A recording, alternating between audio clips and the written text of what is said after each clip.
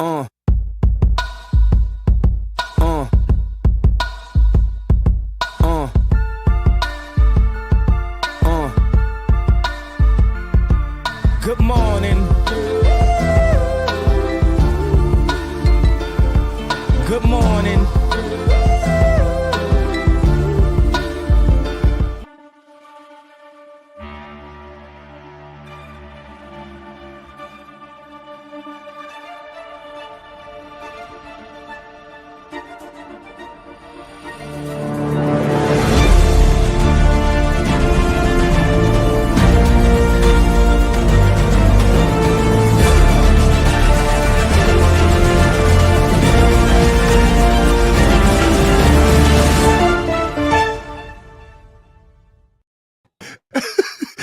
What up, y'all? Welcome back to ACS Universe Daily with the homie No Crusher Nostra. William, man, relax, bro. See William's comment. He's like, it said a stream before 102. Oh, man. So what's good, y'all? What's good? Apologies, you know what I'm saying? Streamed last week at all, pretty much. And Friday, man, I ain't gonna get into it. I forgot to tell you beforehand. Just 10 minutes before we got ready to go, the bottom fell out around the crib. I was like, oh, I'm gonna have to cancel, man. It's 2026. Hey, man. I'm rare streams, man. My streams are numbered to 50, bro. I got to keep them rare and making some money off of them and stuff like that. So, hold on, let me get this set up. Get my my background. Beast going. How y'all doing, man? Hope everybody's doing good. You doing all right, bro? Doing good, man. How you doing? Doing all right. So obviously, a lot of things took place last week. Let's see when I find a way there. Hey, man, I'm here, ain't I? I'm here.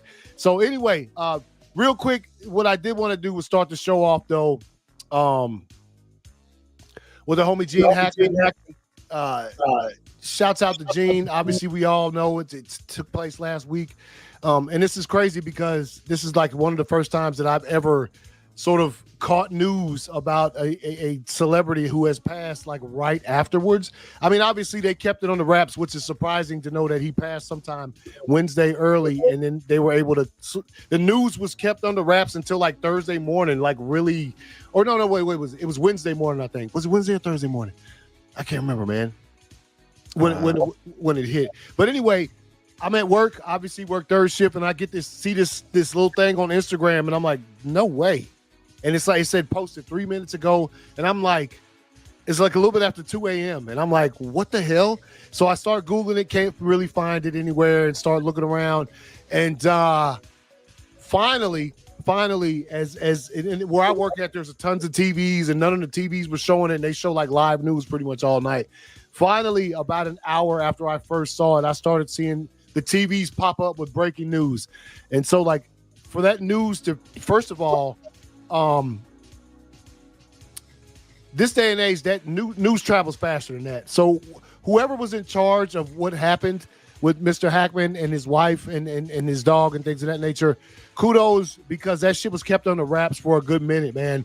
Like, as far as we could tell, and then, you know, some news came out of stuff about the pacemaker. I got to get into all of that stuff. But when I saw it, I was like, yo, this is like, there's no way this is true, because I couldn't find it anywhere else. And then once you started seeing the outlets put it out there, and of course the entire next morning from about the time I got off work, when it really was breaking, when like news channels, like early morning news and stuff starts playing, I started seeing it more and more. And so started getting some more information about it out there. But dude's one of the best actors I've ever laid eyes on as far as movies go, right? He brought it every single time. And I mean, I know he hadn't been out there, been in front of the camera quite some time. You know, he was living out the rest of his years with his wife and sort of down there in, I think they were in New Mexico, where he was ready to live out the rest of his days. So just shouts out, man. What you got some thoughts on Gene? Yeah, I mean, he's 95 years old. I'm happy to know he was able to live to be 95. And unfortunately, a lot of people are able to live that long. He obviously had a very long, fruitful life. I mean, guy started acting in the early 60s. I mean, considering he was born in 1930. Also, many people don't know he did serve in the Marines. I know a lot of people don't know that about him. So he did serve in our military. So that's another thing. But I remember, as far as remembering his career, I remember as a kid, I think like many people, our generation, I remember one of the very first movies I ever saw him. 2 movies I ever saw him in: Hoosiers, Superman. Those were the very first 2 movies I ever saw him in. And of course, once I became aware of, oh, this is Gene Hackman, then I obviously started going back through his catalog.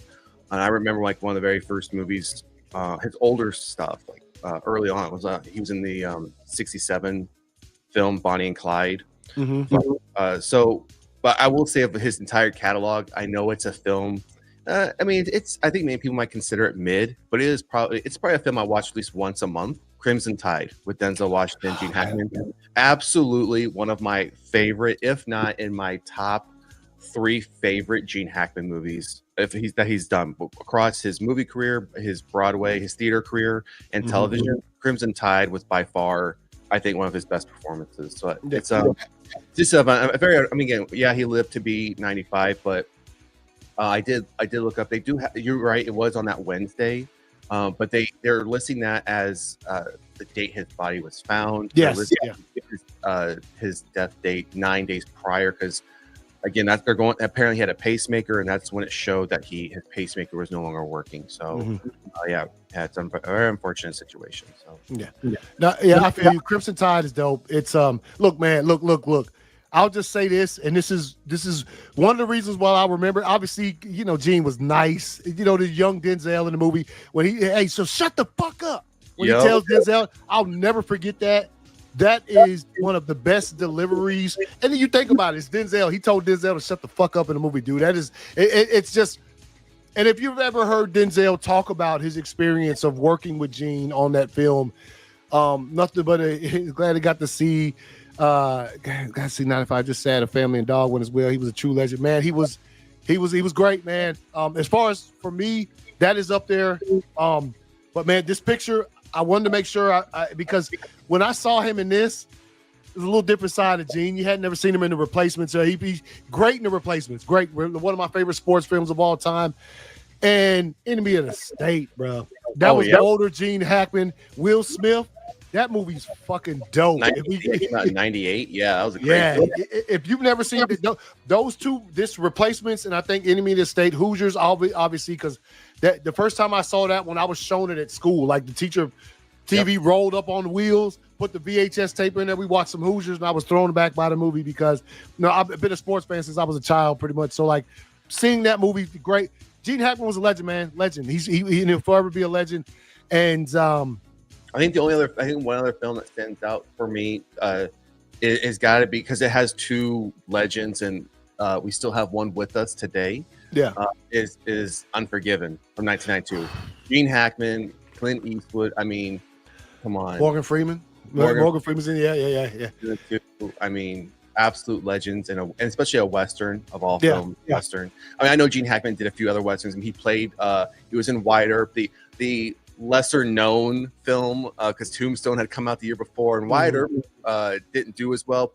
And I think because 1, it was longer, and 2, it stayed more true to the true story of Wide Earp. Tombstone was very fictional, very, very fictional. And I can say that because I don't live that far from Tombstone, so I can tell you it was very fictional. Yeah. But yeah, he had just a great career. So So shouts out, man. I hated to see it, and like I said, I was at work and I saw it, and I was like, "There's no way. Let me look somewhere else." I woke, can't find it nowhere else. Like, why would? And it didn't. Obviously, what happened the next day when everybody was showing love, things of that nature. And Morgan Freeman got a chance to talk about him at the Oscars tonight. Sort of had a moment on the stage where he got to talk about him. But I think because of how much fun that Gene had with this particular role when it comes to The Replacements, that's probably my favorite, man. I know he's got some other darker shit out there where he really goes again. Crimson Tide, like he was, that was rare for Gene. Like Gene Hackman came with that shit, man. So, but I enjoyed him in this just for some reason. It just seemed as though kind of took a step out of what he normally did, and he got top billing too. His name's right there next to Keanu Reeves when it came to sort of headlining this movie and things of that is got himself on the poster too, which is was probably part of him taking the role. So, yeah, man, shouts out Gene Hackman, man. Man, what a great actor.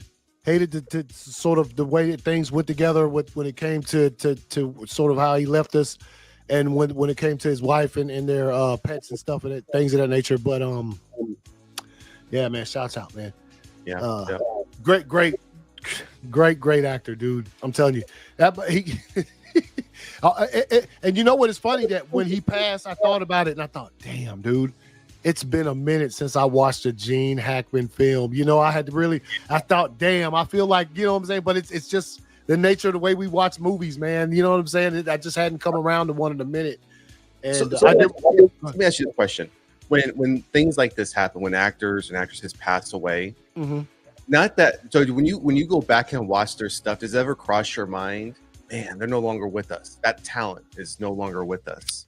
Because I find myself when I watch films after I know someone has passed, like with Gene Hackman, I know the next time I watch Crimson Tide, I'll be watching. It's like, man, what a great performance, man. He's no longer here. Yeah. I mean, it lingers in the back of your mind because I did watch The Replacements this past weekend. Like literally, I watched it to sort of because I've always loved that movie or whatever. And yes, it was a situation. I was like, damn, man, that dude was great. Gene was great, and it was like. Man, God rest his soul. You know what I'm saying? That's basically pretty much all you could say. But yeah. I think anytime you're gonna watch something like that with one of these greats who've sort of spanned decades in front of the camera or behind the camera, whatever, when they're finally gone, when you go to watch that stuff, I think that's kind of second nature to sort of look at it and be like, damn, man. And I think it's unfortunate because I feel like we're in a time period, especially depending upon when you were born, right? When you saw many of these like a Gene Hackman or like for me when it was a lot of action movies like Sylvester Stallone, because I grew up with also watching like Rocky and Rambo and things like that, and thinking when you see someone like Gene Hackman who passes, and then you think to yourself, well, man, Sylvester Stallone, Bruce Willis, Arnold Schwarzenegger, you know, all these other like iconic 80s actors who, if you think, yeah, the 80s. When you look back now, it's 2025, but in the 80s, they were already in their 30s or 40s. Yeah. And here we are now, almost 40 years, 30 some odd years later. It's like, man, I don't want to see that news report hit. Nah, man. And Bruce like you were just mentioning a couple, Morgan Freeman. Yeah. Clint Eastwood's up there too, man. Clint Eastwood I think he's in his 90s, bro. Yeah. So like, hey, and Clint Eastwood still be out there directing shit like, yo, relax, bro. But hey, man, to each his own, man. I know we spoke beforehand, and there's a picture circulating, obviously, of what Gene looked like probably months before or a year or two before he passed, and kind of didn't look like himself. So, he was living out his life, man, and I'm sure if I think y'all were, you know what? Because I was at work, so y'all probably were live. You probably were when it hit. So because I saw it and I was like, wait a minute, wait, and then like I said, it took an hour even before I saw breaking news across like live TV at the gym or whatever. So, yeah, man, shouts out, Gene. As we move forward in the show, we're going. We're gonna talk about that. Hey. All right, look, man. Obviously, this dropped last week as well. Look, when it comes to this shit, you if you've already heard me talking before, you've already anything that has to do with this situation. I'm not a gun dude, right? I'm not a James Gunn guy, whatever the case may be. I've talked about that before. Don't feel I have to explain myself for that. Just tell you I'm not the guy's biggest fan, right? However, sometimes as a Zack Snyder fan, when you're dealing with fellow Snyder fans, sometimes I'm a tad bit embarrassed to be involved with them cats. This picture came out. Now, obviously, like I said, I work third, so like I didn't see this until like 11 p.m. that the night of when it dropped. Yep. And all I see, first of all, let's look at the picture. First of all, two dudes walking up the road. One of them clean cut. John Stewart's looking nice. He doesn't look well. I mean, look. What's his name? Looks like he's been through hell. Looks like he's been through some shit. We have Aaron Pierre on the left and Kyle Chandler on the right. Yeah, Kyle Chandler. Yeah. Looks like he's been through hell. And that's all. That's all we got from this picture. Just two old dudes. There's no. I mean, obviously you could see Kyle's ring right there. You can't see John's ring. But that's it. You have no context. You don't know any script points, you don't know anything. So if you saw this picture and you immediately went to hate and clown, tell me reasons. Where's your hate and clowning coming from? Two dudes walking up the road? I see two dudes walking up the street every fucking day. Well, I don't understand. Like, am I in love with this picture? No. To me, when I first saw it, it was interesting. Like, oh, I kind of wondered what is happening here. Yeah. But to go ahead and clown and just straight up hate on it, what from what? Tell me what's the hate on here? You don't even know what the fuck is going on. But yet and still, the first time I saw that picture that night, it was a stream of just straight hate. Ha ha ha, laughing at it. Like, what's so funny about it? Yeah. So you know what's going on in this picture? Because I don't. So tell me. Again, I'm not a gun dude, so I'm not I'm echoing a little bit. Oh shit. Not my end. It's a guy on the left looks like an active or recently active Marine. Hal looks like an Air Force dude with more hard time. Hey man, still. Well, think about it. I mean, if someone didn't tell you this had anything to do with DC or Lanterns or anything, you would think this would be some buddy cop movie, some action movie, that they're getting ready. Hey, someone did both these guys wrong, or one guy's helping out the other guy, and they're going to get revenge or going to save someone's family, or whatever typical everyday mid-action film would be, right? You wouldn't know. I mean, I echo exactly what you're saying as far as I mean, I think it's just we're getting to a point where it's like, I think this is the Gunn Snyder hate is I think it's now reached its point where it's boiling over so much. It's making almost anything to do with DC content almost like you can't enjoy any of it. And you can't wait to see, like your point, wait, we know nothing about this, let's just wait. You can't even do that because or just hammering on it. I mean, the one thing I saw that people were going in on was the ring. So I don't know. I mean, I guess some people, I don't have this. So apparently some people have some like military type PCs that can zoom in and turn his hand and look at this ring, because they started comparing it to Guy Gardner's ring from the Superman trailer and like, oh, why are the rings completely different? Why is one ring look this way and this ring looks this way? I don't know. I mean, are we really getting down to trashing films based on that? I mean, it's just, and I've gotten to the point now where I've just turned the dial. It's like I can't even deal with half you people anymore. As the hate, it's like you guys are just looking, to your point, it's like you're just looking for a reason to dog on something or hate on something that we all should be enjoying the fact that we're even getting it, especially after the last. It's kind of like with Fantastic Four, right? We've had 2 outings of this characters before. They weren't well received. They didn't land well, and we've always been waiting to get something that would probably land pretty well. And I think for the vast majority, people like what we've seen thus far from the trailers. We've been waiting for a Lantern story, a live action story that really kind of represented it well.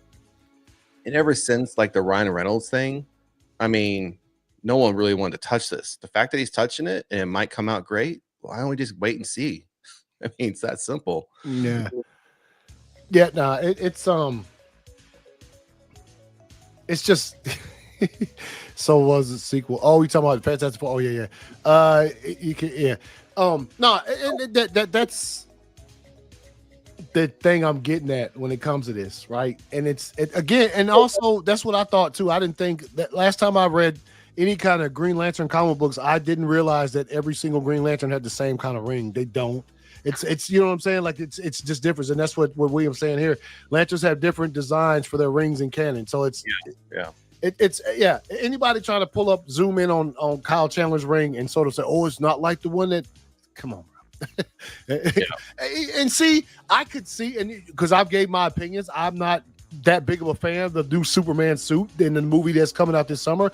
If they showed them in their lantern suits and they look like Superman suit, that kind of baggier, sort of looser look, and then people were clowning, then I could say, okay, I get you, because that's one of the complaints I have with Superman's. I don't harp on it all day long and spend too much time talking about it, but I've said before that I'm not a big fan of the new Superman suit. I could see if their suit was something the same and people were talking about that, that's different. They ain't even got suits on, man. They're just walking down the road, bro. Like it's just it's the I'll just put it like this. When I said the first time I saw this picture, I got more interested. Like, I wonder what is happening here, as opposed to, what the hell is this trash? I just can't look at stuff in that sort of vein like that. It's just to say that right off rip. And because we haven't got, again, like I said, if they had the suits on and the suits didn't look good, that's a different story. But this is just dudes.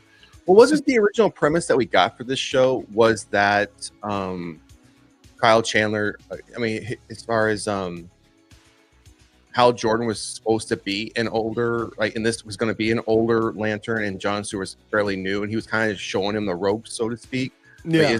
Wasn't that the whole, so it would make sense then for him to look a little bit more worn down, more kind of beaten down a bit than John Stewart. So that means, to me, if that was the original premise, and this is the first image of showing us that, then I'd say it's delivering on what we were told we were going to get. Yeah. So I don't understand why. Yeah, to your point, why the hate is so hard on this. Yeah, I mean, it, like I said, I can understand if things were different with the picture, but there's just not enough here, I feel, to sort of just flip a switch and just say, oh, this is going to be fucking trash when it comes out. And again, like I said, not the biggest gun dude. I'm not out here rooting for his, you know what I'm saying? I'm just like looking at shit as it comes, and it's the show could turn out to be bad, and I don't know. I just don't think this is enough to just diminish or dismiss this entire Lanterns thing, period. I mean, it made me a little bit more interested, because I am sort of like, what put them in this situation that we're seeing right here. So, and obviously we'll get some. We'll get more. It's as this thing continues, they continue to film or whatever. So, all right, let's move on to some stuff. Get in there. So put out some He-Man from last week. First look at the live action Masters of the Universe movie starring Nicholas Galitzine as He-Man. I hope Galitzine maybe as He-Man and Jared Leto Skeletor. Still don't know about Jared Leto Skeletor. I need to see that.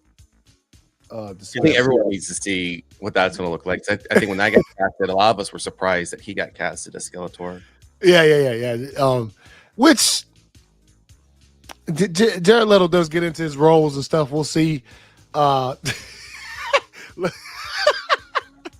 Bro, that old He-Man movie, that shit went hard, dog. I remember the old Masters of the Universe movie almost had nothing to do with actual He-Man, but but I liked it for some reason, and it was not He-Man. Like it could have called it totally something else. But I do like what we see here as far as the first photo. I mean, the dude, you already knew dude was gonna get in shape. He's playing He-Man. I do know, like seeing the sword look this close to how it's supposed to look.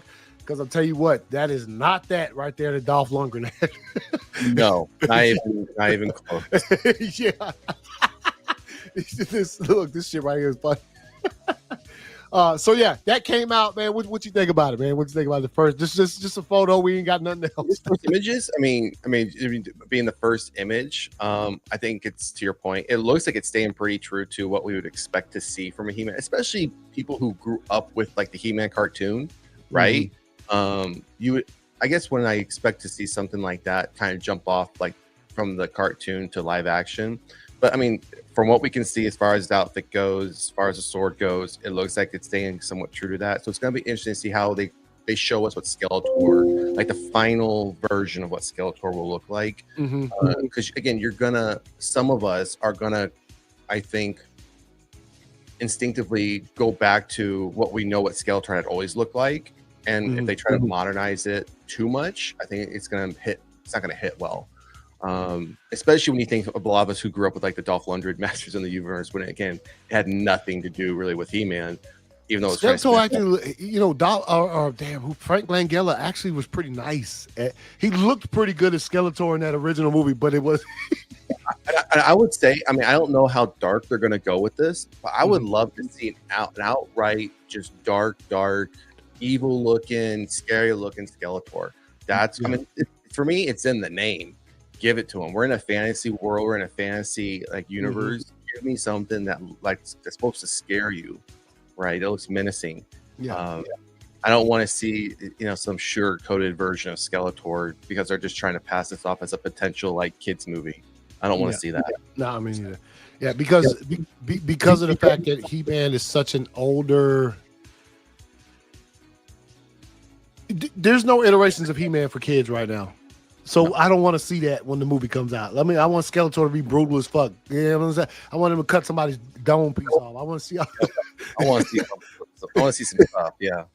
Yeah. So I mean, for a first picture, I mean, pretty much we saw it. It looks pretty good. Yeah.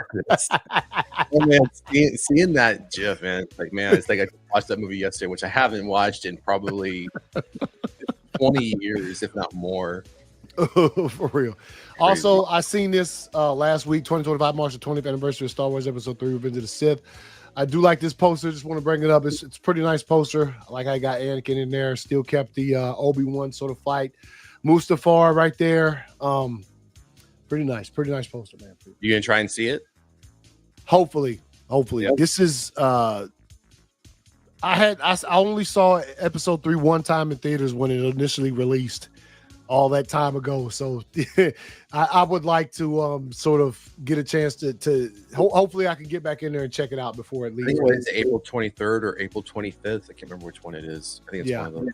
April 25th. Yeah, April 25th. So I thought that poster was nice. Yeah. All right, man. Oscars.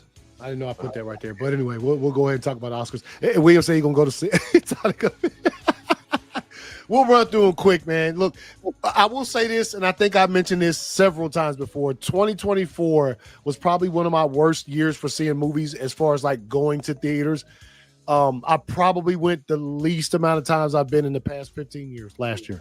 For whatever reasons, just didn't get out there, wasn't able to make it out there to see a lot of stuff. And so like, probably can count on probably more than one hand how many times I actually went to theaters. There's a lot of movies you forget that came out last year, but like I do remember seeing Dune and stuff like that. Beetlejuice, I think that wasn't the last movie I saw in theaters, but didn't get to go that often. So a lot of these movies, whereas normal years I would have seen most of the nominations for whatever, didn't hardly see none of this shit. So I just thought it was interesting to sort of pull up. Didn't see Andor. I mean, I would have voted for. Matter of fact, hey yo, first of all, real quick, films I didn't care about starring people I mostly. Hey, when they gonna stop? If you're an Oscar voter and you ain't watching all the movies, when they gonna take your card from you, bro? When they gonna stop letting you vote? I just know that the amount of people who were openly like, we didn't even watch Dune Part 2, so we ain't gonna vote for it. What the fuck? So you're Oscar voters, and you can just literally be. I mean, no names. Like they all remain anonymous when they come out and say something. But Oscar voters will be out here talking about we didn't go see movies just because we didn't want to. Well, why are you an Oscar voter then, bro? Some online training where they have to sit in front of a PC with their camera on, and you watch them watching the movie. Yeah. But here it is. I brought it right here. 4 anonymous Oscar voters admitted they didn't watch Dune 2 and abstained from ranking it on the Best Picture ballot. One voter said the first Dune I couldn't get through. I'm not rushing for another 3 hours of Dune. Why are you voting on movies that win like prestigious awards that they sort of cherish for the rest of their lives? Like what? Like I don't understand. Yeah. Do what? You said you shouldn't be voting, period. No, yeah, I agree with you. Yeah. So that, and to openly admit it that they just come on, bro. Come on. Anyway, let's get this. Let's do these.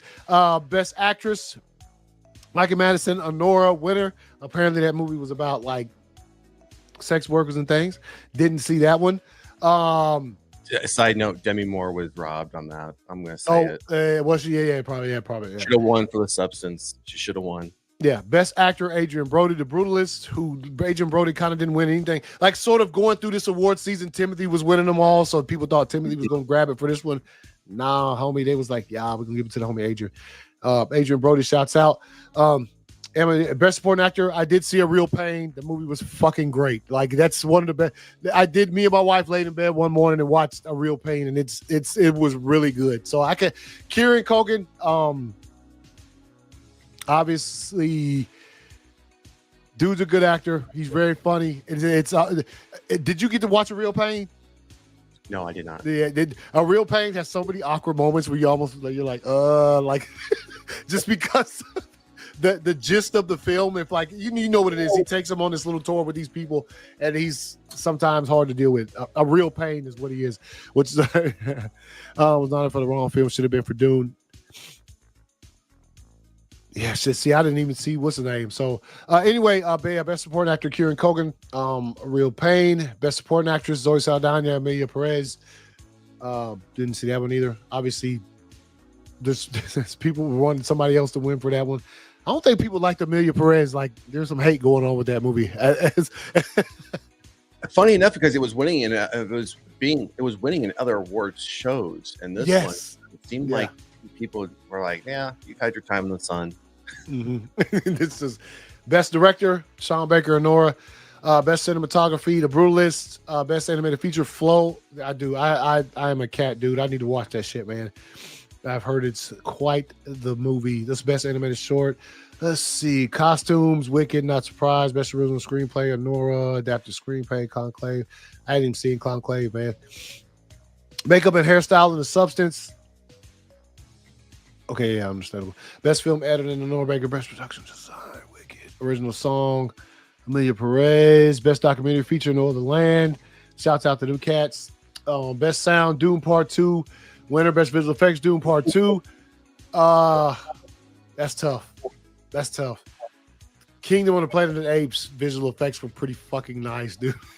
As good as I love, and you know I'm a Dune person. I love Dune, but Kingdom. I actually seen most of the movies in this category. Best live action short, I'm Not a Robot. Didn't see that one. Best for okay, so it was Brutalist, Best Original Score.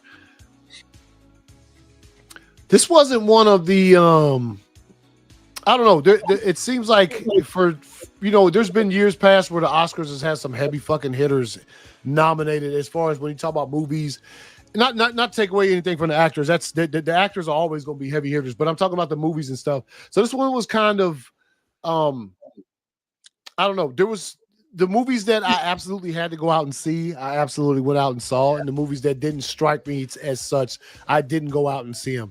The Oscars have become an insider's club for films no one see. Do you think so? Oh no, man. Kingdom looked nice, bro. Kingdom looks nice. Yeah, for me, I was following primarily 4 films on this, and I didn't watch any of it. I didn't watch it. I usually don't. I usually just wait till the results are posted. So this year, I definitely was. The Substance got nominated for, had 5 nominations, only won 1. I think Demi Moore was absolutely not to take away from who won it, but I think Demi Moore should have won that. I absolutely think she was robbed on that one. The other, as far as what the other ones lost, as far as The Substance, like directing and. It was original screenplay, Best Picture. Those ones I can understand as far as, but Demi Moore, I think, should have won Best Actress in Leading Role. I was shocked to see Nosferatu not win anything. They had 4 nominations, didn't win anything. Alien Romulus, I knew wasn't going to win. They were in the visual effects category. Yeah. I knew as far as who they were up against, they weren't going to win. The other one, though, I did want to win, which many people haven't even heard of, was for international feature film, which was The Girl with the Needle. It's a Danish film. It's it's a black and white subtitle. It's based on a Danish serial killer, a female serial killer, but she's not the focal point of the story. It's just right after World War I. So we're talking like 1915, 1916, somewhere around there. Absolute great psychological horror thriller movie. Absolutely great. Was really hoping that one was going to win, and it didn't. So I was a bit disappointed as far as, especially for The Substance and Nosferatu, that of 9 nominations, only 1 win. That was pretty disappointing. Yeah, not be. And yeah, hey, William, Denis Villeneuve not being nominated, I don't understand. With a movie that massive, Dune Part 2, you can, I don't see how you can nominate it for all of these other awards, but just don't give Denny a nod for Best Director. So I don't know. We'll see what happens. I do know that Dune Part 3 is supposed to start filming sometime in the summertime. I think they kind of bumped that up on Denny's schedule because of how many people were wanting it, and I think he just went, because I don't think that the plan, I don't think, was for him to go right into Dune Part 3 or Messiah. I mean, that soon after, you know what I'm saying? I think he was going to take a little bit of time off from Dune. And last year we were talking about he had mentioned he didn't want to start doing anything with it until 2026. Yeah. Like mid late 2026 is when he wanted to start, because he wanted to do, I think, I can't remember the projects that were mentioned, but there's like 1 or 2 projects he wanted to do. I remember I was talking about that last year.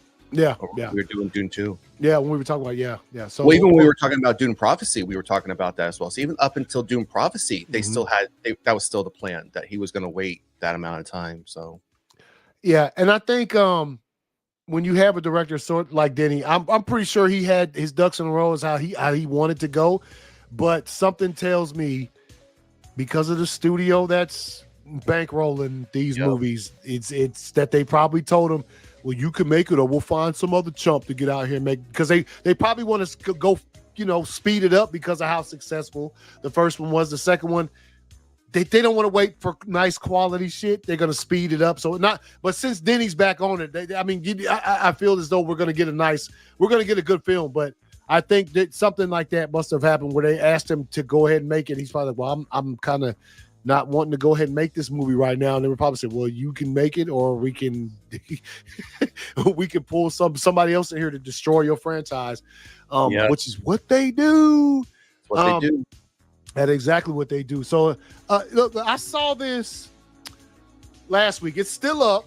Man, I can't find it anywhere else. It's a nice fucking is this real? This is a real poster? So not to my knowledge, this isn't, unless this is a poster coming out during the immersive. There's going to be an immersive experience that they're doing in Texas, I believe, on 2 different weekends. So this might be a poster coming from there, but otherwise this is an outright fake. And they just released at least the first set of the immersive experience last week. And this was not shared as part of that release. So unless this is something someone on the back end has gotten a hold of and is sharing it, this isn't official. Yeah, and I didn't know. I saw it and I was like, man, it's really nice. You could see the xenomorph right here in the clouds with the tail going around. Fucking dope. And I was like, man, this is nice. But looking through the comments, I still wanted to bring it up, even though I wasn't sure whether it was 100 or not. But somebody was saying, is this AI? Somebody's saying I need the 4K steelbook with that cover art. I don't know. Yeah, again, whether it's real or not, but even if it is real, let's just roll for the part of this conversation. If it is real, and again, the fact that they're putting together this massive immersive experience for this TV series that's going all places to Hulu. Yeah. When are we getting some dates? Yeah, for real. I mean, come on, give me some dates already. Yeah. I mean, with as much marketing as they're putting behind this, you would think we would have gotten something about that by now. So, my understanding is though the episode count for this is only going to be 8 episodes. Is it just a single season or is it?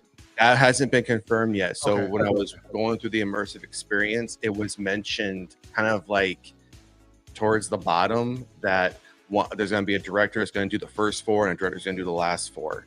So I thought, oh, that's a bit of information that hasn't been shared before. And I don't know if it was necessarily meant to be shared, but it got shared as far as during some interview. But I'm like, give us a date already. But I'm still, so real quickly, I'm still on my soapbox on the fact that this is happening 2 years before the original Alien film. And during this recent immersive experience article, it mentions that as part of the synopsis that these recovery people, like this ship crashes and this recovery crew goes to see what it's about, and then it mentions in the synopsis that they're going to have to make a decision that will change the course of things. I thought to myself, is that the decision to hide all of this, right? Is the decision to make it seem like the xenomorph never landed on Earth? Because again, my soapbox is in Aliens, Paul Reiser's character Berg, the whole premise is we got to get a specimen back over here so we can examine it. And they were always under the understanding that this thing had never made it to Earth. That was the whole point of Paul Reiser's character, to get this thing back to Earth. And if that was, how are you going to fix that in the storyline? Because if this is 2 years before Alien and this is on Earth, all that would have been known across the Alien films. So yeah, I'm still on that soapbox until it's explained. I'm still gonna stand on it. Oh yeah, no, I feel you 1000%. Yeah, we're gonna need some, and hopefully they don't take too long to explain it to us. Maybe first episode, go ahead and get all of that shit out the way, so we can get into whatever story that they have prepared for us for that particular series. But yeah, it's we've already been watching it with a close eye, and I think we're going to continue to do that until we get to see some episodes and sort of see what direction they're going to go. Because yes, you're right. You bring up all the good points, man. It takes place too close to the first for you know what I'm saying, for something. And also, I just thought about that, man, with the picture with the dude's clothes. It's like, yo, man. I mean, the kids out here wearing the Wayland Yutani shirts, man. Like, I don't know. I do like this. As John Cena jorks on. Yeah. He does. Yeah, he does. So, yeah, again, I dig that poster 1000 though. Like, that would be a nice steelbook cover, but I would like to know if it is real or not. It does look a little, if you get to looking at it really close, it does have a little couple things on. So we'll see what happens with that. Hold on, let's see, make sure That probably is John Cena in the picture. Yeah, young John Cena. Young John Cena. Also, some things that took place last week. Bam! Wonder Woman game got canceled, bruh. Now, obviously, if you shut down, and the studio shut down too. Yeah. Which is, come on. If you didn't know, there was a Wonder Woman game announced a few years ago, and it was exciting and it looked good. And I was like, yo, been waiting for sort of a solo game with Wonder Woman as the title character for a long time. Was looking forward to playing it, and then after a while, you didn't hear nothing, and then you got a couple more details, I think last year at some point in time, and then next thing you know, bam, details on the Wonder Woman cancellation and the closure of Monolith Productions. Wonder Woman was going to have a nemesis system in reverse where you would talk to people and befriend them as allies. This was eventually scrapped when it was rebooted.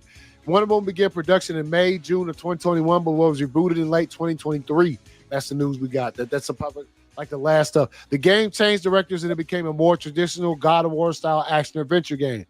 Monolith reportedly wasn't interested in making another Lord of the Rings game. After their new original IP was canceled by Warner Brothers in 2021, Monolith's entire leadership team and many devs quit. Monolith was forced to work on Wonder Woman while rebuilding their staff and leadership team at the same time, an impossible situation. Many of the ex-Monolith team formed Cliffhanger Games with EA and are now working on a new Black Panther game. Wonder Woman was canceled due to 2024 being a horrible year for Warner Brothers Games. They lost $200 million on Suicide Squad. Yep. Y'all's fault. Another $100 million on Merchant versus Quidditch Champions. Again, y'all's fault. What the initial trailer for that Suicide Squad came out and it got trashed. Nobody wanted to play that. Zero. But they still went ahead and put that shit out there. $200 million they lost on that game. When you already knew nobody wanted to play that shit. Literally knew that, just off rip. Monolith developers had no knowledge of the studio's closure. They learned about it on Tuesday, shortly before we did. Damn. Man, that's just crazy. Imagine imagine how much money was lost in this game alone. That's crazy. Dude. And it's I blame this. Yeah. That's the biggest one. That game was one of the biggest travesties of a game I can think of recent times. And they knew it though. When everything they put out for that game before it actually released, nobody was like, "Oh my god, I can't wait to play this." There was not one person that I didn't see that online. It was like the hype for that game wasn't enough, and they spent all of that money doing that, and they literally lost $200 million. Which is probably one of the, as we're reading this, one of the direct reasons why, we're not going to get a Wonder Woman solo game. Somebody said, I'm not gonna lie, there was no point in making Quidditch. Well, I mean, they had the other game that made a big bank. The other Harry Potter game, what was it called? The one where you created a character and you went to school and everything like that. Yeah, but I mean, for me, it's far different. I mean, it's like playing. I mean, it's as if they were trying to say, "Hey, well, Madden works. Let's just Quidditch." And you play a season, you work your way up to the championship. Nobody wants. That. But I'm saying with that first game, I think there was the ability to play Quidditch in that one as well, though. So probably more as a side quest, more as a side story, not when you're doing it literally for the entire game, right? Because outside the hardcore like Madden people, like for me, I couldn't play Madden because to me it would just get too repetitive for me, for someone like me. I know someone like you who loves Madden, right? I play it, and play it all the time. I think Quidditch was probably very much like that. I think your hardcore Harry Potter fans would be into it, but no, I think your average video game player would probably play it once or twice and be like, "Oh man, I wasted $70 for this." Yeah, and there's no telling how good their online support was for if you were playing somebody online Quidditch. It might have been a trash experience. You know what I'm saying? Like with poor whatever that they didn't put together. I mean, nowadays single story games are like a thing of the past almost. Everything is now just, if you do get a single story, it's maybe 45 minutes, an hour worth of gameplay because they want to push you online to sell you the extra stuff, right? So that's why like the games, like The Last of Us, God of War, those types of games. Those are the kind of games, single player games I play. Which, fuck, man, you talking about 30 hours a day. Got some Blade news. The development of Blade is moving forward. Kevin Feige and Mahershala Ali are happy with the current script. Marvel Studios is looking for a director. Don't know who they're gonna find. Somebody put Antoine Fuqua. I am a Fuqua fan. Dude's nice. Don't know if he'd be down to direct something like that, but I mean, is this the first time we've ever actually seen something reported that says Kevin Feige is happy with a script for this? Yeah, it came out. What is it? 27th. It came out last week, man. It's still a lot of times when I send myself this stuff to talk about it, if it's still up after a few days, because because Blade's been a talk for years, but this is the first time I think we've seen something where Kevin Feige's name has been attached to the report, saying that he's happy with a script. I don't think in any previous reports we've ever even seen his name tied to any of it. So if that's true, then and they're just looking for a director, then hopefully this does finally get done. You bold. Relax, William. Hey, also I think after all what's happened with Blade the past couple years, I think if Kevin Feige wants to keep his 2-time Oscar winner as Blade, I think he needs to step out and put his name on some shit because otherwise. Or do you think that they're trying to finally now push Blade forward after I'm not going to say Captain America wasn't successful because it did make money, but many people are, like myself, there were glaring problems with it. Do you think now it's like, hey, we might need to start kind of, getting the dust off of some of these other projects that we were supposed to do to get the fan base back interested? Because it seems like the interest in this Marvel universe is starting to teeter a little bit, and has been for a while. Because there hasn't been something that's really excited fans. I mean, Fantastic Four is exciting fans, obviously. Avengers, Doomsday, Secret Wars, but those are years away coming out. So. I mean, obviously, I think Fantastic Four is going to smash it this summer for sure. I think that's going to be that's probably going to be their return to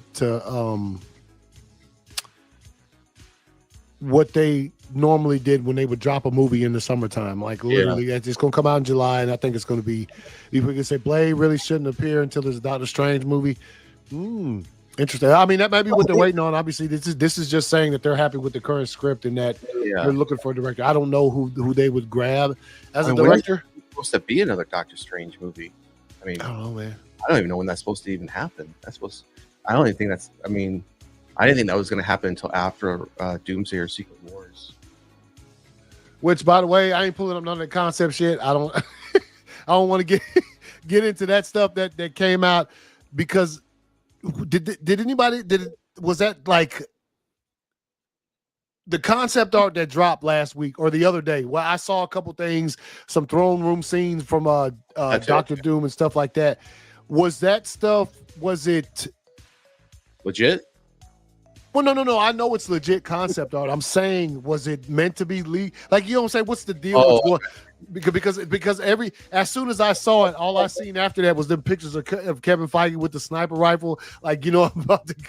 I don't think so, because I saw those too, and then immediately after, it seemed like within hours after it got dropped, people were posting that the website that leaked them or had dropped them, the website was completely pulled down.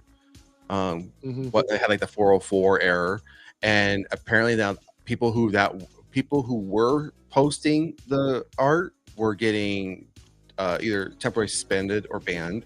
I started hearing about that, and I thought, damn, I don't think this was supposed to leak out, because even some of like I don't want to say heavy hitters or like some of the top people like within the community were even saying, they're taking this as serious as like one of the previous leaks. I'm not saying as serious as hey, we're calling the FBI, because remember we had that situation, but it is where they're starting to pull pages down. So it's crazy. Yeah, that's one of the reasons why. I mean, I seen all of it, and I was like, "Yo, this is interesting." Again, just like I thought when I saw the lanterns picture. It's all interesting, man, because you got no kind of context. You know what I'm saying? Like this stuff, I would like to know why I'm seeing this image right now. Like what leads to this and stuff like that. But so yeah, I didn't want to pull that shit up because I didn't know. It was just so weird, like to see it some places and in some places you didn't. And again, you saw the Feige sniper rifle. I'm talking about meme where he's about to take somebody out for leaking some hardcore shit. And the thing with concept art is it's just that. It's concept art. So much of this either might just have been ideas that were tossed aside. So that's a great idea, but we're not going that route. Or it's a great idea, let's go that route, but it might look literally nothing like what you saw. Yes, exactly. So hold on. Let me make sure I get this. Something else that came out like last week. Hold up, man. Let me get this shit up. Initially when I saw it, I was like, okay, and then after I watched it a couple more times, man, hey man, you see the Shrek? Oh man, that was getting trashed. From the moment that hit the internet, that was just getting nailed. So the first time what are we doing here, bro? What are we doing here? Why would they do this to Shrek? Man, the first time I watched it, I didn't really notice anything, and I was just like, oh, okay, Zendaya, okay. And look, I'm a Shrek guy, dog. The shit came out, it was Shrek, I will always remember it for when my son was very young, and I would take him to see these movies, and it was like Shrek gave something for the adults as much as they gave for the kids. Like you got your enjoyment as a parent out of watching Shrek, just like the kids did, just because they would always put that adult shit in there, like, oh, we the catnip, that's not mine. That all of those kind of jokes that they used to put in those movies. So, I have no problem with a new Shrek movie. But man, once I watched it once, and then I went back to watch it again, I was like, they look a little weird, man. They look a little. Hey, Magic Mirror. Can you hear that? Who's the fairest Yeah, I of can hear it. Yep. Shrek, of course. Ew, Dad. Ooh, Mom and light. Who's making this stuff? So, if you were, I was trying to say, if you grew up with watching Shrek, like I said back in the day, I've seen all the movies a billion fucking times probably. At first, you'd be like, okay, but then you look at the CG and it's like, to me, it doesn't look that off from the old one. People who are putting this right next to the picture of Sonic the Hedgehog relax just a bit. I don't think it looks that bad. It's not that extreme. No, it's not that extreme. But then we have forensic people out here comparing these Shrek pictures together, man. Like these forensic analysis. I mean, they're like literally like breaking down like the DNA of Shrek to say my nose is this way, and over the millions of years how his species progressed and everything. It's ridiculous. Oh man, it's just, look, man. It doesn't look as it. They've taken some liberties. I don't know if they're going to go back and do what they did with Sonic, because to me it doesn't look that off from it. But it does look different if you side by side the pictures of old Shrek movies with the new stuff. So, well, if they're going to do it, they need to do it soon, because you know how long it takes to fix all this stuff. And this comes out, like a couple days before Christmas in 2026. So you have plenty. If you're going to do it, you need to do it because you have the time to do it. I mean, because the backlash on this was hard on this one. Yeah. And the thing is, I was just happy that all the voice actors came back. I was just happy they got Mike Myers and Eddie Murphy and Cameron. You know what I'm saying? Because they made the original movies, man.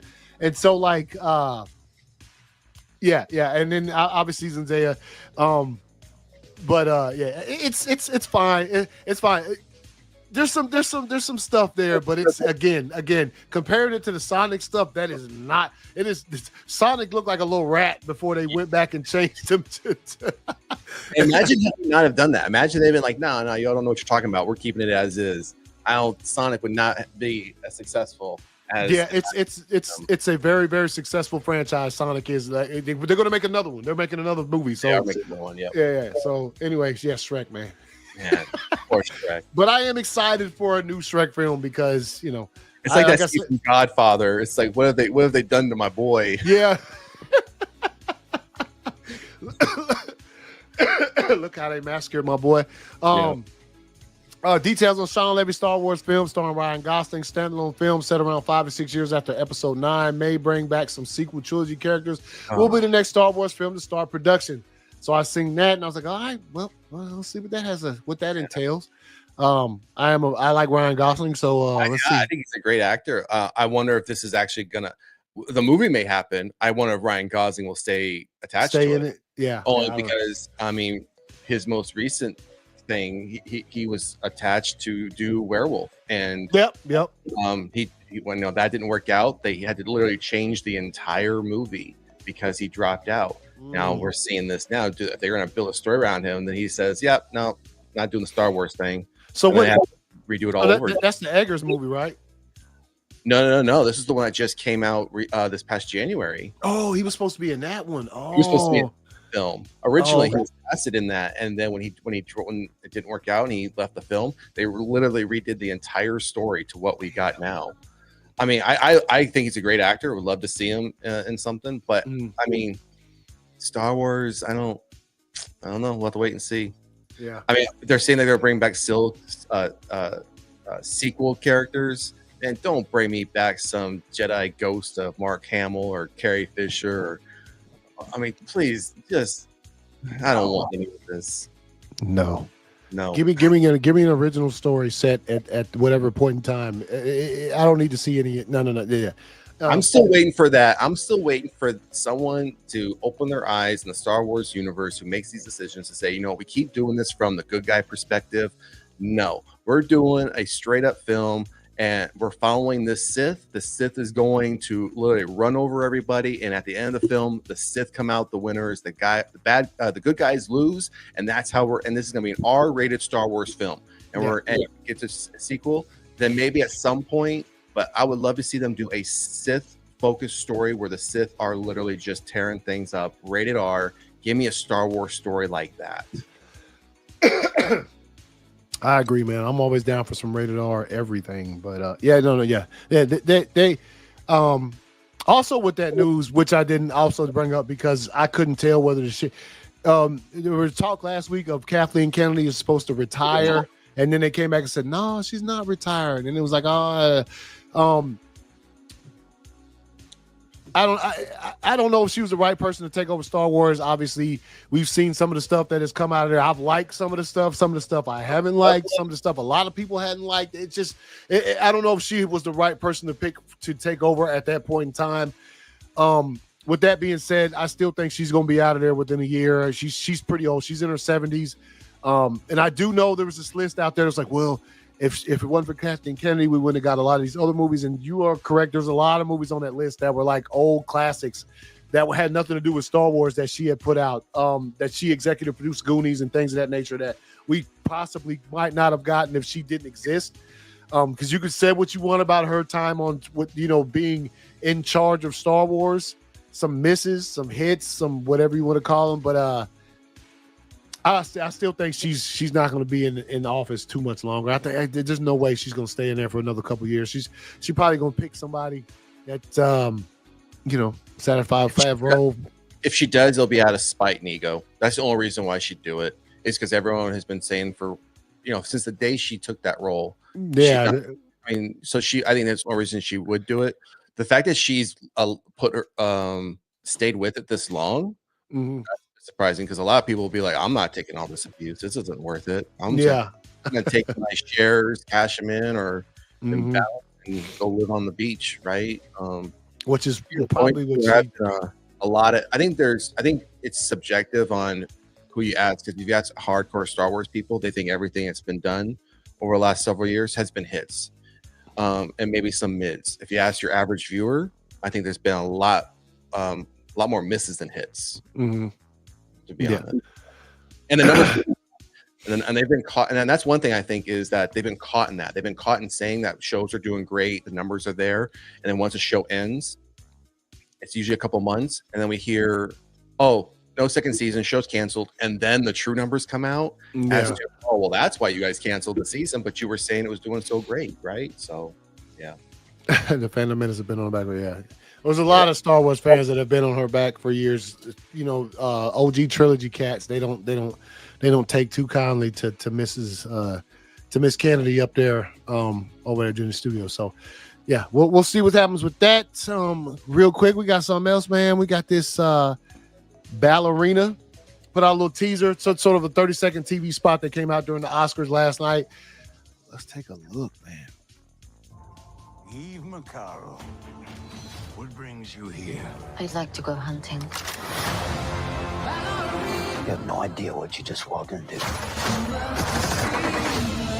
You don't have to do this. You can still leave. Why didn't you leave? I'm working on it. Okay. So in the first trailer we got on this, John Wick was just kind of in a room talking to her, but John Wick's breaking out his firearm, so he might be in this for a little bit longer than just a brief conversation. That's good. It's pretty short. Say that brings you here. I'd like to go hunting. You have no idea what you just walked into. I didn't know Norman Reedus was in that shit. You can still leave. Why didn't you leave? I'm working on it.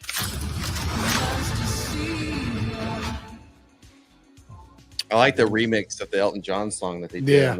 That's It's pretty good. nice. I'm pretty excited for it. I think it's gonna be good. I think we're in for a little treat. I think it ain't gonna be the Continental. You know what I'm saying? Yeah, the Continental. Yeah, thank God. That was a disappointment. But Keanu Reeves just recently came out last week. Someone questioned him on it, and they asked him, "Hey, how are things going with John Wick 5 or whatever?" He literally said like a very brief sentence, "The character's dead." Yeah. I was like, "Oh man." Yeah, that was kind of hard. When I read that, I was like, Now he could just be saying that to throw everybody off. And be like, yeah. But again.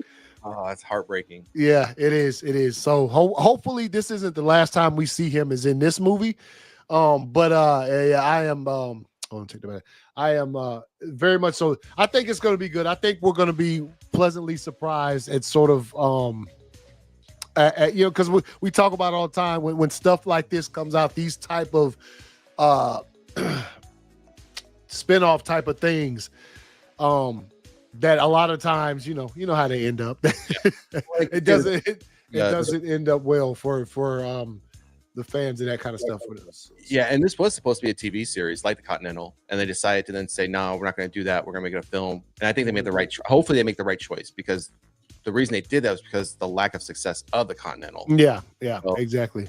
Yeah. And the Continental wasn't even, it was a mini series. It was like just 3 parts. And it's still they were like, we ain't even gonna do that with this thing. All right. So as we move on, obviously you saw it on the thing last week. We got some Andor season 2 tidbits out there. First off, poster. Look, it's not a secret. I was a massive fan of the first season of Andor. I was a big fan of Rogue One. I like that underworld type of shit and getting to see a little bit of that, and then sort of to get the first season of Andor. I mean, they took her to some spots I wasn't expecting to go, the prison, all of those kind of things that sort of led us to where we got to at the end of that first season. Yeah. And with this one, man, dude, I like the schedule. Do you see this shit? It's like 3 episodes a week, 1 year per week. So season 2 will release 3 episodes each week. April 22nd, you see it right here. The season spans 4 years with a year passing after every 3 episodes. Yep. Very, very, very interested to see how this pulls off. And I think it's going to be a good thing for a show that I think they have to move through a period of time very fast. Yep. Because what probably happened was they said, well, look, we're not going to give you a season 3 of Andor. We're going to give you 2 seasons to explain this story.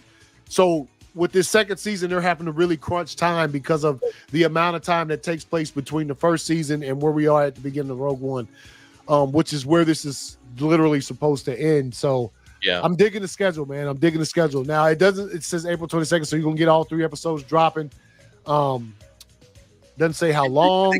But they're gonna do this though, like we've seen with other shows where they do time jumps. You gotta make it pretty seamless. You can't make it seem like, well, wait a minute. There's I feel like there's stuff missing between like episode 3 and 4 in that span of a year, and then don't waste episode 4 then trying to explain everything that happened time jump, right? So they're gonna have to it's gonna be interesting to see how they do that, considering they're gonna be doing it 3 times. Which is I hadn't obviously I had never seen anything sort of done like that. Like a series where they've given you a year per week, and you're generally just going to run through the entire season in like 1 month, basically. So let's take a look. Go ahead. No, I don't have nothing. Okay. All right, let's take a look at this trailer, man. Andor season 2. Like did a pretty good bid. Take a look.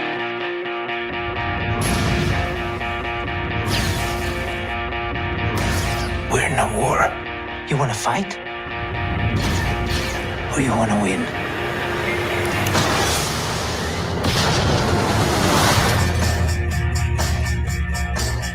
Last night I dreamed that the world had turned. All our hopes had come to be. The revolution starts now. What a swell party this is.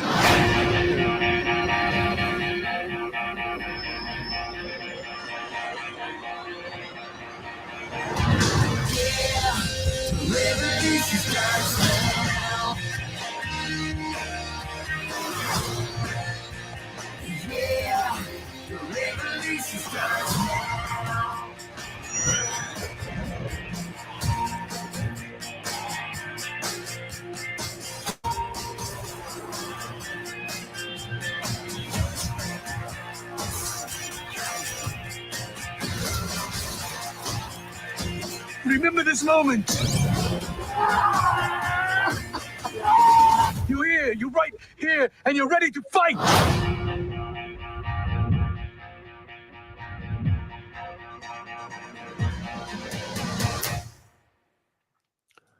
Nice. Yeah, it looks pretty good. Yeah. So dang, hold on. It's right here at the beginning. I think this is let's see. The different this might be so it has this walk behind shot of him, but it does a couple of them. So I'm thinking maybe these are as the years pass. So you see him right here, right there. We're in a war. Sort of like You different wanna clothes fight? on and shit. Or you want to win? So yeah, I'm hyped. I'm hyped. Yeah, I mean, I've seen some people hating on I've seen some people hating on the trailer, hating on the music choice. I mean, this always falls back onto me. Yeah, we know how the story ends. We know that. We know these people die. We saw that in Rogue One. Even Rogue One, when Rogue One came out, we knew how that story was going to end. Yeah, pretty much. Yeah. I remember people complaining about, and people still complain about, even with this particular series, is, well, we all know they're going to die. Why do we care? Why should we care? Well, I think for someone like me, when you saw New Hope, kind of wondered actually like kind of what led up to that. You always wonder for so many years and even decades, how did we get to that point, right? And then we, as Star Wars fans, say, I want something different. I want something outside of Skywalker. And I think when you get something like this, even though it's tied to that story, this is not Skywalker focused. This is not Jedi focused or Sith focused. This is literally like rebellion focused. All right. And that's what I enjoy about this, that it is something different that we've been asking for as fans, and we're getting it. And I think even if this does turn out to be the final season, I to your point earlier, I like the way that they've broken it up. And it looks good. And hopefully it does bring us to the point at the beginning of Rogue One. I would love to see at the last episode of this, if it is the final one, where we see some sort of transition to something we did see in Rogue One, where it makes that clean tie right to it, that then leads you right into the movie. Yeah. No, that'd be nice. Yeah, I think and look, the first season of this show, it got decent ratings, but there's a reason why in the beginning of this trailer there's so much talk about how critically acclaimed the show was. I think they're trying to, because it didn't. A lot of the Star Wars shows didn't get good viewership on Disney Plus, but this one was actually one that was really fucking good, and people just didn't watch it just for whatever reason. It was they watched it enough to bring it back for a second season. But I think when you do see all of this, the first season was hailed by critics. Like it's sort of trying to get people to gravitate towards it as opposed to being able to say, well, you all saw the first season, because a lot of people didn't see the first season. So maybe with this one here, it'll get people to sort of go back and watch the first. I'm gonna go back and watch the first just because I like to be fresh when the new season starts or whatever. But I dug that trailer a lot. I thought it was it didn't give us too much. And again, we know how this ends. It's the journey. Let us see how certain things happen, how how him and K2SO became tight or whatever. The droid that he hangs with him in Rogue One and stuff. So nah, man, I'm ready, man. I'm ready. I'm looking for. It's gonna be a lot of content to cover in a show. 3 episodes, breakdowns. That's gonna be. We might have to do almost like whatever show that is. I mean, whatever that it had to be probably unless you want to do spoilers like right after, we'd have to do like 2 shows, like the second show after it releases, to then do full spoilers. Well, no, they come out. And was it the 22nd is a Tuesday, so they're gonna come out on Tuesdays, I believe. Yeah, so 22nd Tuesday, so we could do them on like the Fridays. Like Yeah, the Friday show. Yep, and that would give enough time for spoilers. Yeah. Yeah. And that is gonna still be a lot. Hopefully, the episodes aren't 40 minutes apiece, bro. That's a lot. That's gonna be quite the breakdown. Yeah. That's gonna be a lot. That's gonna be so. We'll see. We'll see what happens with that. As we move on to get to this final two spots on the show, man. Obviously we be talking about Severance and Invincible, two shows that sort of we watching that are going through their Invincible's third season, Severance on its second season. But talk about Severance real quick. I did want to bring this up. This particular scene, I know you remember this one from last week's episode, where they say there was no CGI used in this. Which if you've watched the show, this particular shot, I mean, you think, whoa, no CGI in that bitch, man. I'm to watch her for signs of sadness and verbally encourage her to forego further suicide. That's the thing. Yeah, looks good, man. Damn, I love that. Yeah, if y'all aren't watching Severance, y'all aren't missing out. Yeah, man.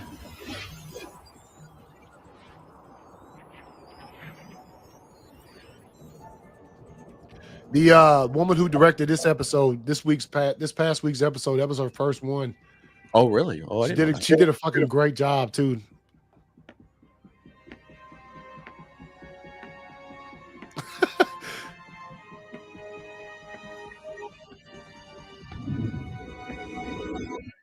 I was like, yo, who is these dudes?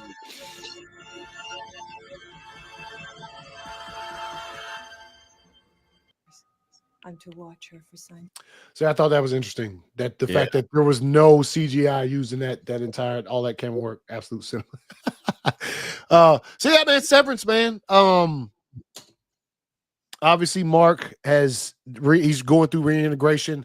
I know the episode that we didn't get to talk about is at the very end. He kind of crashed out at the end and passed out. His sister was there, and she starts flipping the fuck out. The doctor, or I can't remember that woman's name that's helping him, and she comes in there and her sister, obviously, yo, who the fuck are you?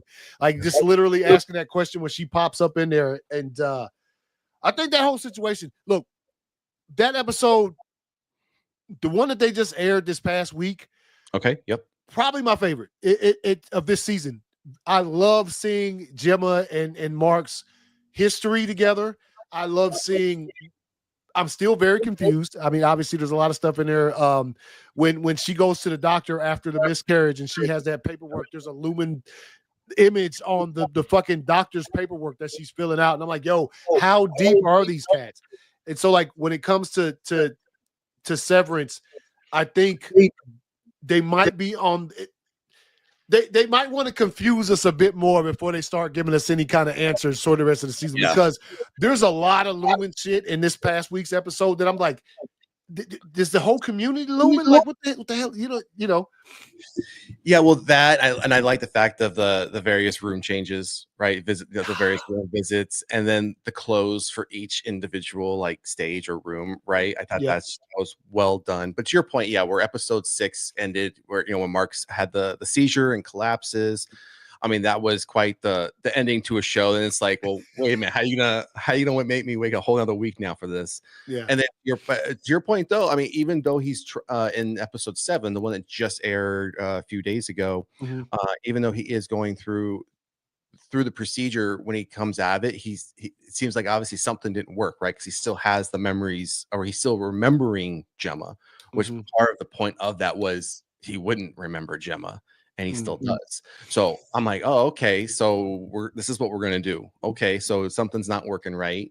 I'm interested to see now how they're going to roll with that in episode 8 now, because we still have plenty of runway. We still have 3 episodes to go. So it's not like episode 8 is the last one where they have to figure all this out in one episode. I would agree with you. I think the latter half of 6 and this one are my favorite pieces of this whole overall season so far. I've really enjoyed. Yeah, no, same. And dude, with the the doctor who is obviously in love with Gemma, the guy who's playing those different roles in those rooms, You know what I'm talking about? That doctor who's the dentist or whatever obviously got mad feelings for Gemma. He likes her. Because you remember when he's in that room with that one dude, and he's like, "Yo, why do you have on that fucking stupid sweater?" Like when he had on that Christmas Mara or Mare, is that who it is? Something like that. Yeah, the dentist, yeah. Because he lied. Remember, he straight up spoilers. If you, he's like, "Oh, Mark, he remarried last year and had a child." I was like, "What the fuck?" That kind of pissed me off. Like, cause you want Gemma to get out. Yes, that's Dr. Mary. Yeah. So when I remember that. So when Gemma tells Mary she wants to leave, that's when he lies to her and says, "Oh, well, yeah, to your point, Mark remarried." Then Gemma knocks Mara out of the steals, and steals his key card. Yeah, yep. Yeah. Almost makes it out of there, except for fucking Mr. It's funny that I hadn't watched the episode yet, and somebody had posted about it, and they were like, after that last episode, it was just a gift. It was just Dylan saying, "Fuck you, Mr. Milchick," and I was like, "Damn!" So, and now you see why, because she almost made it the fuck out of there. But you know what's strange though? She's herself. She comes up the elevator and then severs again. Who did did she go back to? What's her name? The woman who was doing all the counseling or whatever. I think that's who she turned back into, because Mr. Milchick was like, "Oh, you just happened to, we were having a party up here at Lumen and you just happened to walk down the wrong elevator and shit." Yeah, and redirect her right back down. Yep. Exactly. Yeah. No, interesting. The town names and of all the rooms, like you were talking about, the different sort of that shit was interesting. Like, again, with this episode, as much as we were given, as far as what I think we as viewers of the show, we all needed to get some Gemma backstory. We just needed that shit. We needed to sort of get how her and Mark met or whatever. But I think at the same time, we're all sitting there like, I wanted to get the fuck out of there, man. I feel bad. Yeah. I feel bad for her. Like, is she gonna be able to get out of there? So, and my understanding is when it comes to these rooms, there's still at least like 8 to 10 rooms we haven't seen yet. Yeah, my understanding is. So I'm wondering if they're going to cover all those in this season, or if they're going to save some of that maybe for season 3. But I did like that. I did enjoy that. Again, when we got a little bit more about her backstory in this episode, I was wondering when we were going to get that. And I'm glad they didn't wait too much longer, because had they have waited any longer, I think it either would have left just such a huge cliffhanger for the end of this season, or it would have left just so many unanswered questions that on top of a cliffhanger. So I'm glad that we got to that already, with still, again, 3 more episodes to go. Yeah. Also, real quick before we move on, the episode before that one, the one where Milchick was in the mirror talking to himself, you remember that? And his hands were shaking and shit, and he was like, "Grow." What was he saying? He's like, hold on, I remember. He said "grow." He just kept saying "grow" or something like that in the mirror. I was like, "Yo, what the fuck?" That's a hit for him too. I would like to know what's going on with him. Yes, like, the backstory. Yeah. Because I don't know. He's sort of, I don't know. And then also real quick, that when she threatened to call, damn, I can't remember her name now. You remember when his sister threatened to call Rosanna Arquette's character, and she was like, "Oh, if you do that, I'm out." She's like, "Yo, if you call her, I'm done." Yeah, like I can't be here for that, because she knows exactly what would happen, and she also knows that she is Lumen through and through. That's the way she described her, as being somebody still faithful, even though the last time we saw her, she probably thought they was gonna try to murk her ass. Remember? Yep. They were telling her to come on up to talk to us, and she said, "Hell no!" She jumped back in her car and took off. So, yeah. Also, I knew Dylan's wife was gonna lie when Dylan asked after they kissed and stuff, and then when she got back home and he asked about it, I was like, "Oh, she's lying." There's no way. Yeah. That was I fully expected that. Had she not have, I'd been like, wait a minute, what's going? What story twist are we gonna take here? yeah. I fully expected her to do that. Man, fuck being severed, bro. This the whole thing is when so him and Helly did it, like, back a few episodes, but when it was the real Helly, right? Right. And then she wanted to experience it for herself. I'm like, man, severed shit is fucked up, bro. There's no way, especially if I'm married. No, there's no way in hell. You don't know what they're doing to your body down there, man. It's just so fucking weird, dude. Especially when the whole premise of the show is that you don't remember anything. I mean, yeah, nah, it's good. So yeah, again, like you said, 3 episodes left, plenty of time to sort of. They're gonna leave us with some cliffhangers. There's no doubt about it. And they're not taking a mid-season break. They're finishing this out in the next 3 weeks. So Yep. that's good.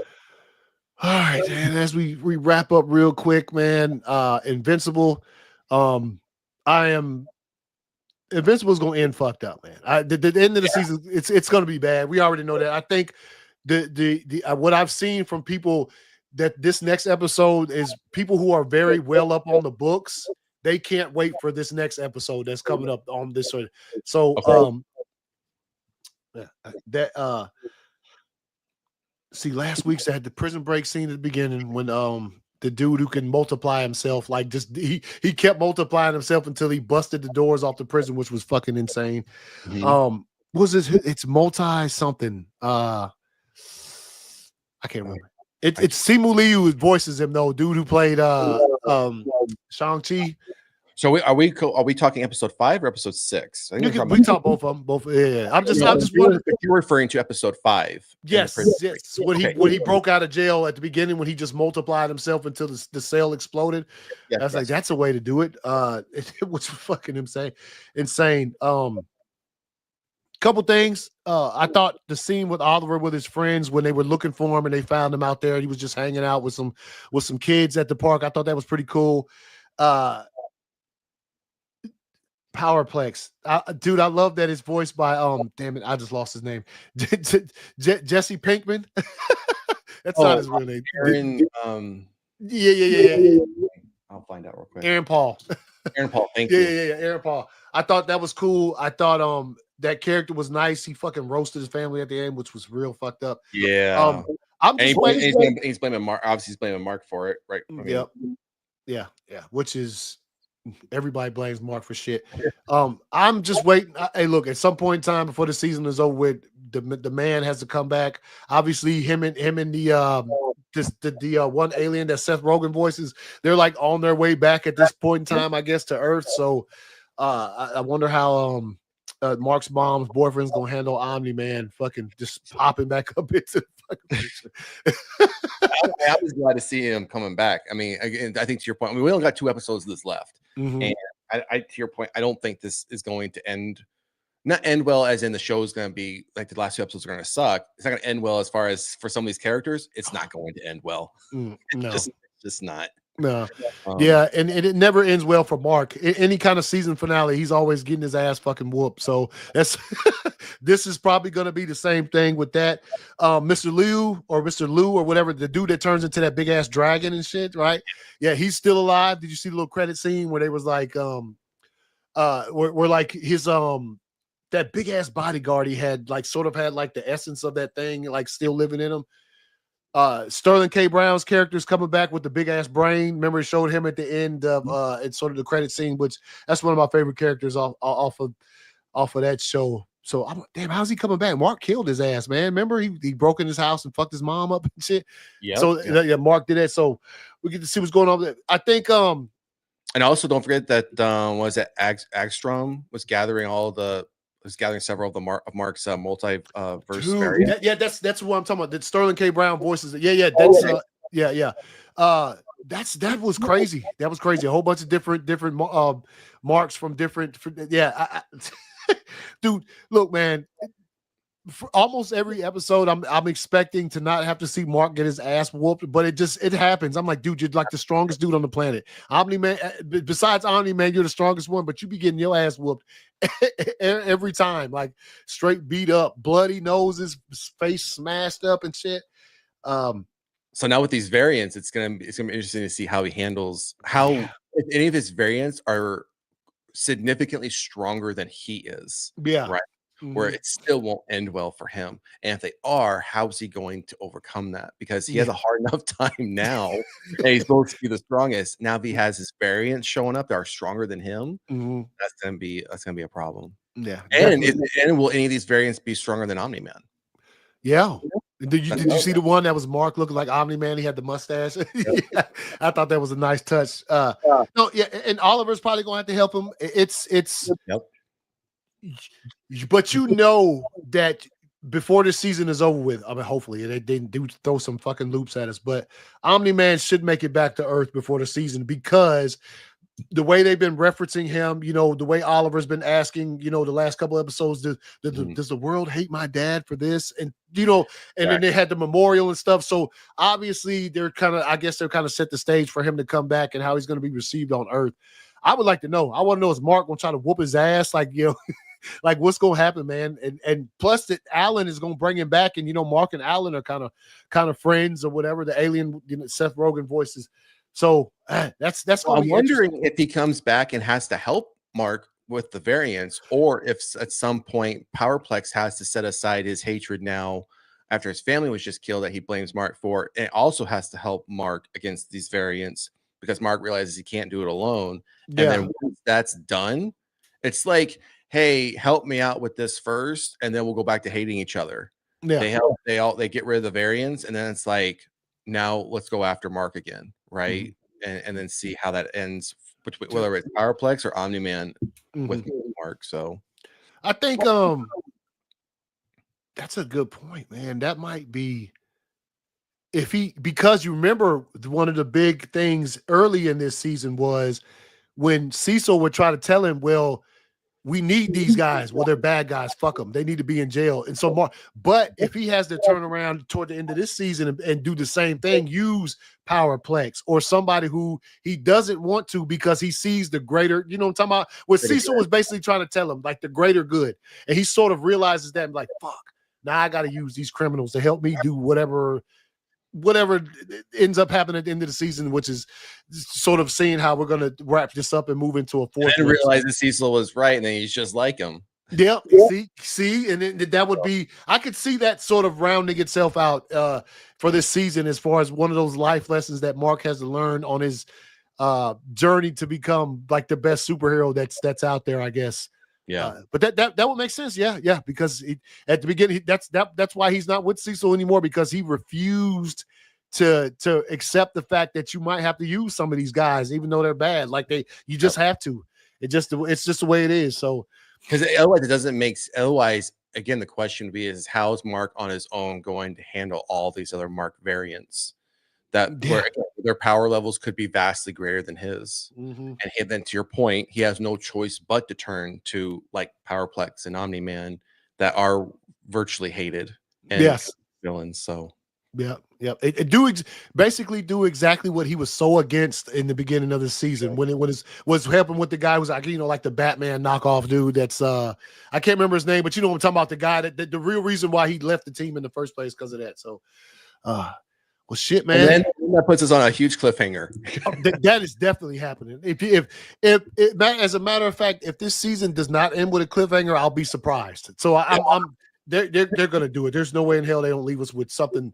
But we're not supposed to have to wait as long as we had to wait for season 2 or season 3 for season 4 of Invincible, because they're already working on it. Like they're already working in it. Yeah. So man, that's the show, man. You got anything else?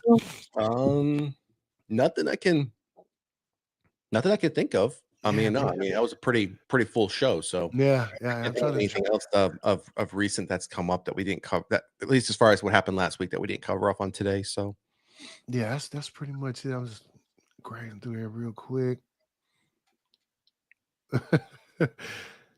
Oh shoot! Oh, by the way, man, they did confirm Goonies, the sequel to Goonies, is moving forward. I remember last time we talked about this was a couple. Oh yeah. Did they really? It was. I'll find it and I'll DM it to you. Wait, was it something where the cast was going to return? Like they were going to get Sean Astin and all of those. It wasn't that. It was. I think it was midweek. It wasn't last week because we didn't do a show last week. So it was midweek the week prior. It had come out saying that Gremlins wasn't confirmed as far as them doing the third Gremlins or whatever. Oh yeah. But Goonies 2 was confirmed to start moving forward into development. I'll find the details and I'll DM them to you. Okay. Yeah. Cover. Yeah, I was trying to see if there's something else. There ain't nothing else on So good. All right, y'all. Anyway, appreciate everybody watching. We'll see y'all on Friday as we move through this week. Hope everybody has a great week. Let's see. He said the Oscars. I didn't watch it. I was asleep, man. I was asleep throughout most of the show, and I got up and like went to work and shit. And I just like look at the highlights and look at the winners or whatever. Yeah, the Oscars is not the Oscars used to be nice. I guess it's falling on some hard times. I mean, at this point, just announce the winners online, mail UPS them their award and move on. Yeah, for real. All right, so yeah. Again, we'll see you guys on Friday. Hope you guys enjoy the rest of y'all's week. Good show today, man. Good show. Yeah, good show. Packed show. All right, so we'll see you guys later. Y'all take it easy. Enjoy your week.